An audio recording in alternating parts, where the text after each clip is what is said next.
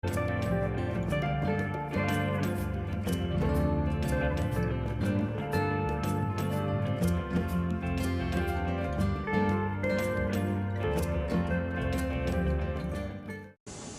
morning. Morning. Welcome to a typical morning. I'm packing everything up. I'm not. He's counting sheep. Trying to stop freezing. It got incredibly cold last night. Even here in the shelter, and it got battered by storms. I thought the shelter was going to take off. I'm so glad we did not have to be outside for that. But we have to be outside for that little in a minute. If I can persuade Sleeping Beauty to shift. Before we set off for the day, we're having a first aid session. Because Brian came up with this stuff last night. Anybody know what causes that? We don't know. I think it may be frostbite. I think it's just... I don't know what it is, honestly. It's something. It's something. It's not pretty. And it's... And it was Friday 13th yesterday. On a Friday. But I didn't think I just said that twice. Friday 13th usually happens on a Friday, yes. But look at it. It is upright. Yeah. Almost. It is out of its cocoon. Has it turned into a butterfly? Has it, heck?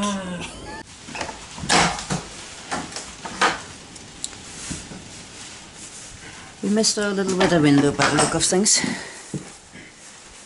Ready to go, and it's foggy as anything. And it's raining. But it seems to be only raining on one side of the hut. We can hear it on the roof, and I can't see any drips out here, so that's weird. That little hill I showed you earlier isn't the one we're going up. We're going in this direction. Not that it matters, because, you know, all hills have gone now. It's wet anyway. It's wet everywhere. And his feet are in bulk. Yeah, we need to find out what the heck that is that happened to his feet yesterday and never make it happen again.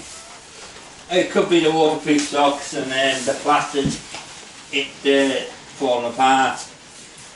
Yeah, And we don't know.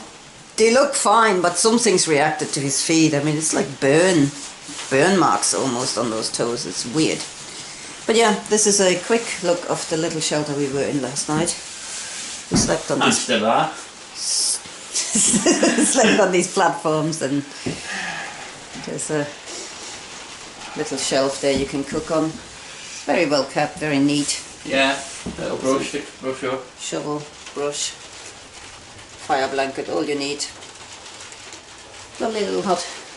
And a godsend last night. And we're off into the mist, following the gorilla. The rain seems to have stopped, so that's good. I mean, the peak that we're heading for, even if it wasn't the one I just pointed, isn't much further than that one. I mean, it's not. We're not going to be up here for long. The tricky thing is getting off the high peak. It's not very clearly labelled paths, so when it's foggy it's a bit unfortunate, because we normally orientate ourselves by what we can see in the valley, which at this moment in time is nothing. We think it's high pie. Can't see anything at the moment. But there's the bench. I'm sure this bench affords beautiful views of Farge and more Farge.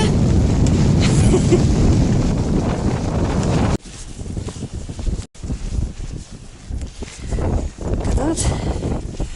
There's a world beyond the fog. You can see Cumbria now. Civilization and sunshine, what more do you want? Brian is sporting the hiker's favourite. The sock glove. Oh yeah. Leaving Cultback. Very pretty little village. About 10:15, so we are on course to make it to the train on time, providing nothing slows us down from here on, in which of course it will, because everywhere is soggy, and we know that at least. And I am limping on a trail. Yeah, Brian's not firing on all cylinders. Well, we get 2 miles an hour. Yeah, we should make it. We've got 8 hours from here to make the train. Well, just under 8 hours. And 15.5 miles to do. So let's look back over Keltback in the hills that we've come down. Somewhere there. There's Keltback in the back. The last climb of the day almost behind us.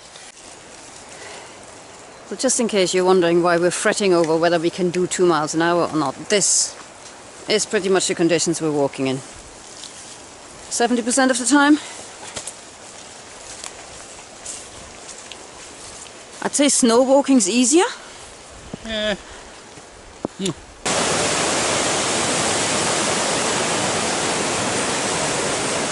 We've reached the river now, which we will be pretty much following all the way into Carlisle, on and off. It shall be our constant companion, and we'll hope that it hasn't flooded all the paths into mud baths.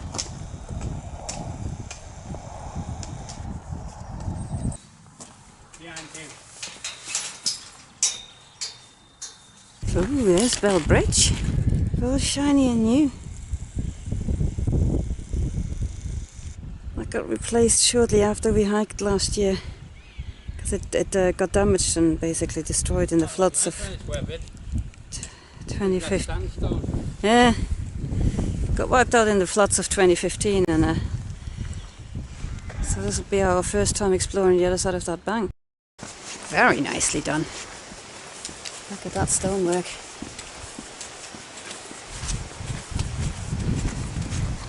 There's the Cumbria Way picking up on that signpost, but we are heading for this lovely little number down there. That's brand new as well.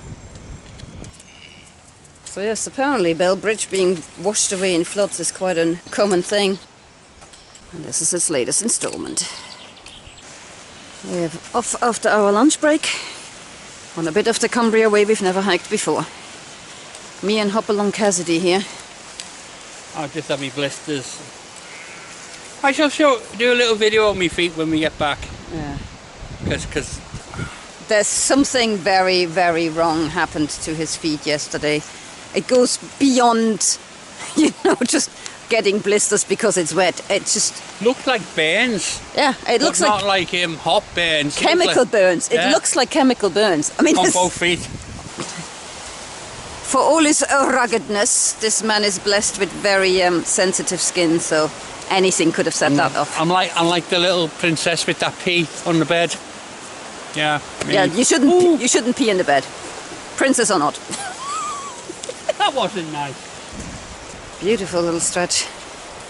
But you can so see the damage that the river likes to do. I mean, this is obviously where the trail used to go. Bye bye. We were going past the fence line before where they had to reset the fence because the old fences are now dangling over nothing. Oh yeah, grass. I've got to eat grass. Yeah, sheep. It's you. Sheep. God, I have to move now. I'll just turn me back and eat.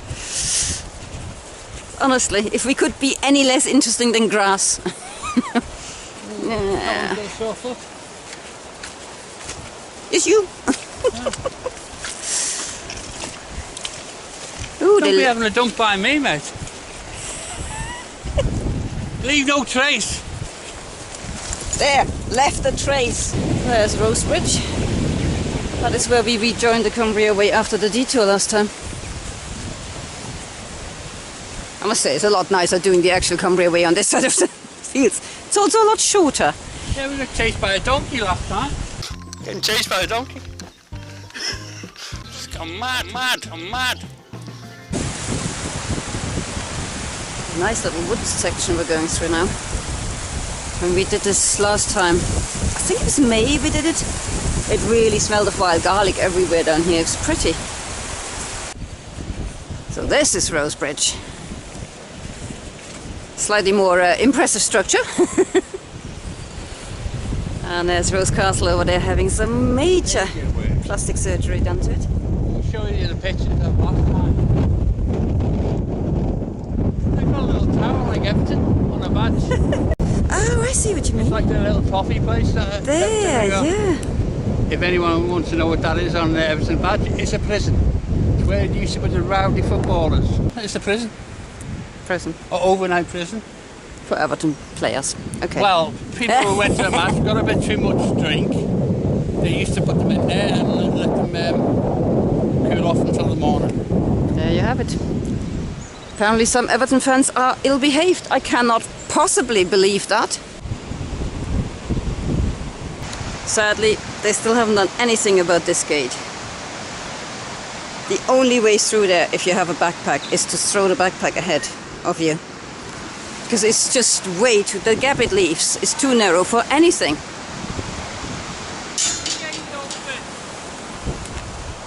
I've got some smart asses just go down a few steps and then walk through the fucking gate. Okay, this we didn't see coming. I'm following the trail down, and this is where it ends. And there's barbed wire fences. I suppose you could climb down and into and wade it through the stream, but yeah, no. I think this is a case of lying on the floor and crawling under the barbed wire fence twice, because you'd have to get out again on the other side. It's a school. Yeah, I think that surprised us last time. This is actually a school. Nice. Beautiful though. Nice building. I bet you it's not a school for naughty boys. It's not a blind school. Blind's be naughty, it's not coming out.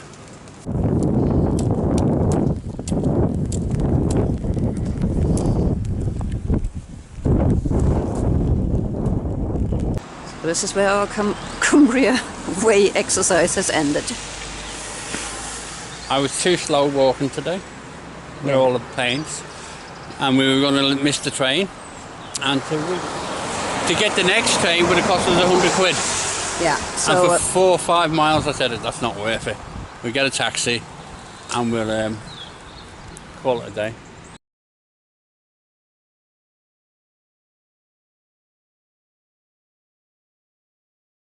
we made it back home. And for all those that wonder why we wimped out of the last 5 miles. And they're not the blisters. Yeah. I do have blisters underneath. I've got all the red at the back. This is the state And I've got of Mr's feet. I've got 2 blister plasters on the same sort of red thing. Yeah, we just tried to patch it up as best as we could. We had nothing with us for... I mean, we still don't know what it is. I mean, I think you can see how shiny this is. This is just open source. Bit too much just for repeating 5 miles we've already hiked once before, and just to prove a point. And unfortunately, we could have got it to the end. It was not just... I wasn't walking fast. No. I was doing about 1.5 miles. And it was either stop at the pub where we did, get a taxi and spend £14, or walk into town, be there late and spend an extra £100. Yeah, to rebook the train, the system here in Britain is very much a, you know, they throw out a few come and get me cheap tickets, and then the nearer the date you get and the more desperate they know you are, the bigger the prices get. So that ticket that cost us £12.50 a person to pre-book a week ago is now £50 a person. So between us that would have been an extra 100 quid just to, you know, hobble into Carlisle on these feet to say, oh yeah, we've made it. We probably would have gotten there for about 7:30, 8 o'clock, even at your reduced speed. So it's not, you know, it's not, wouldn't have been the end of the world. We were at the pub at 4:20, and it's 5 miles from there, and it's flat road walking the whole 5 miles. Yeah, so but I couldn't speed up. no, exactly. There was no point in even trying to pick up the I don't even pace. see the black. I mean, it's, at the moment it's hard to tell because obviously he's also pruned. Yeah, because... But yeah, there is a nasty blister just there. Yeah. Is the one on that one you probably can see. Cause that... Yeah, that's oh, just... look at the one on That's just... Yeah. the big toe. That's just pruning all over. Yeah. We really... Honestly. I'm destroyed. I've seen skin like that on the top of custards, you know. I didn't notice that. What a blister. No, I hadn't seen that one either. It was an experiment to see whether we could do that hike in 4 days. And the answer is yes, we could. We've picked the wrong time of year to do it. So how did we do on our budget? You may remember, we set off with £13.68 to spare out of our £100. We spent on toilets, which all now cost money in the Lake District, a total of 90 pence. We hunkered down from the rain and Duncan Gill and sadly spent £9.90 in that effort. And on the pub where we ended our trail, we spent £8.25 while waiting for the taxi, which in turn was £13.50. And we also spent some money at the pub in the station because, you know, we were already over budget anyway. As you can tell, all of this adds up to slightly more than £13.68. In fact, all this together comes to £39.55, which, given what we had left in the budget, means an overspend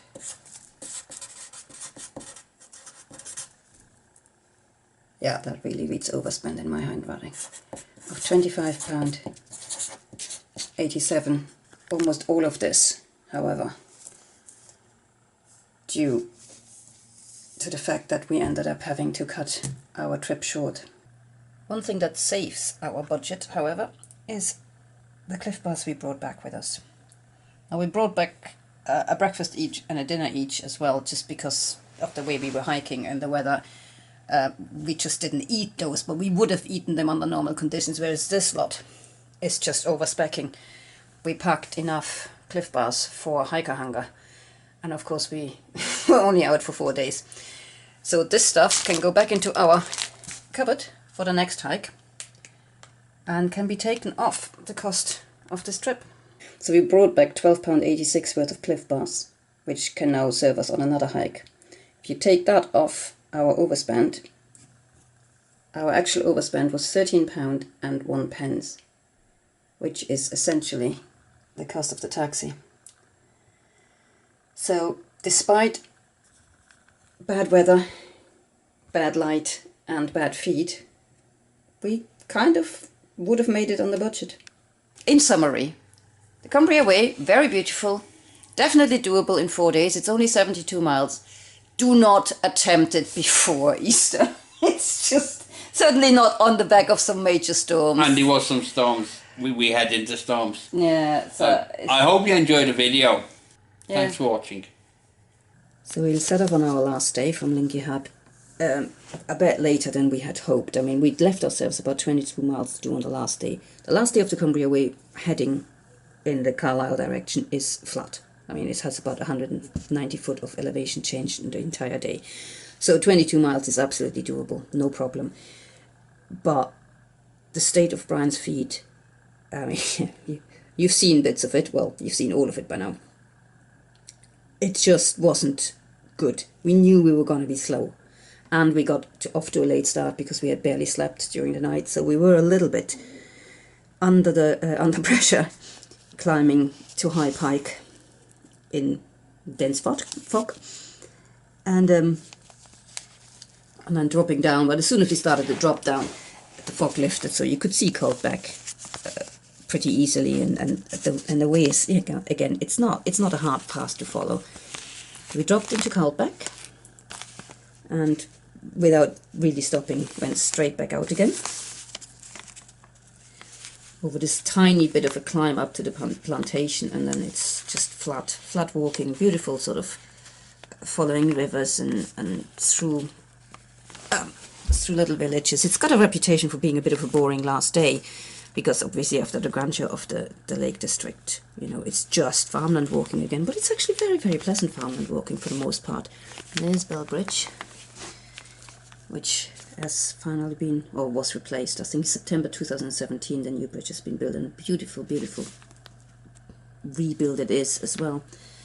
So that meant that for the first time we could actually follow the Cumbria Way the way it was intended on this side. That's Rose Bridge. After Rose Bridge, around about here, there was some severe washout that actually made the path disappear and fall off into the river, and we had to kind of climb under a barbed wire fence to carry on. On the opposite side of that little stretch, where you come back out again here, there was a reroute signpost, so there might have been one on this side that we've just missed. But yeah, that's the only section with the storms we had and everything. That was the only section where there's actually impassable without, you know, stumping through somebody's field. Apologies to the farmer, but we were stuck. We couldn't do anything else. And yeah, but this was also roughly the point where we started to realize that we really weren't going to make it for that train in Carlisle. We could have made it to Carlisle because we were walking at about 1.5 miles an hour, and we should have been walking at 2 miles an hour, which is still a slow pace, but Brian's feet were just giving in. So here at the bridge end, we basically called it. We decided to phone for a taxi and go home, because what's left at this point of the Cumbria Way is 5 miles of road walking, which again, you know, nice and easy, nice and simple, easy to pick up speed, but not with the condition that Brian's feet were in.